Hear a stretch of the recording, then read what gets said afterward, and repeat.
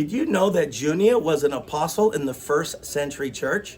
You know, some people are surprised to read that in Romans chapter 16. Look at this in verse 7, King James, salute Andronicus and Junia, my kinsman and my fellow prisoner, who are of note among the apostles. She is of note among the apostles. That clearly means she was an apostle.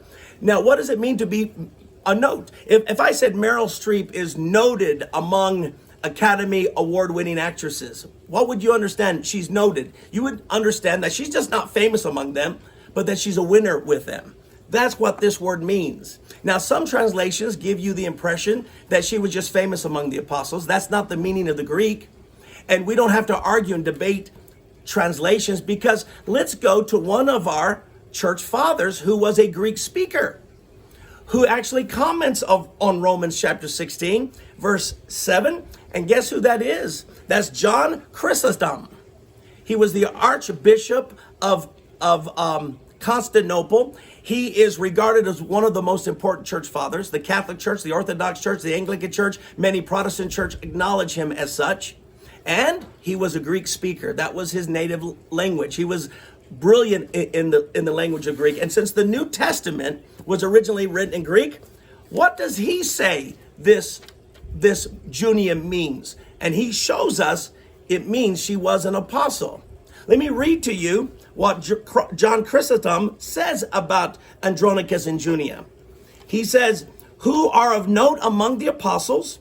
This is also, of course, Andronicus. And indeed, to be apostles at all is a great thing.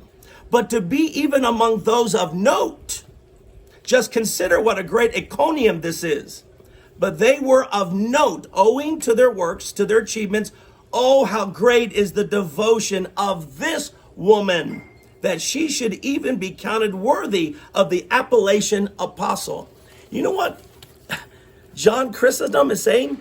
She's not only an apostle, but she's one of the top apostles. That's what note means. That's why I use Meryl Streep as an example, because she's not just an award-winning actress. She's the number one actress, award-winning actress in today's world. And this is what John Chrysostom saying. So you can go ahead and bring me your translations in English, but what are you going to do with John Chrysostom, who says she was indeed an apostle? Now I bring this up because an apostle is the highest office in the church. It's higher than a bishop, a pastor, a deacon.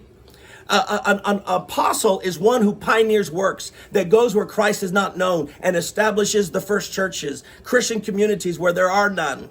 And that's the job that she did. That's an apostle.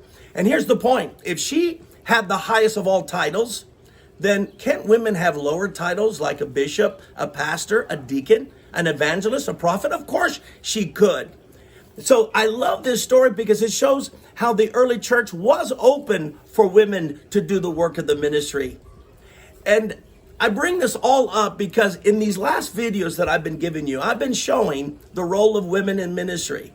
And some of you who are opposed to women in ministry, you just come back with the same two scriptures. 1 Corinthians chapter 14 and 1 Timothy chapter 2. You live on those two verses, but you ignore the fact that Phoebe, Romans 6:1, Phoebe is a deacon of the church, a deaconess. And a deaconess, as you know, is an ordained office. You ignore the fact that in verse 3, Priscilla was a co-worker with Paul and became a co-pastor with her husband Aquila.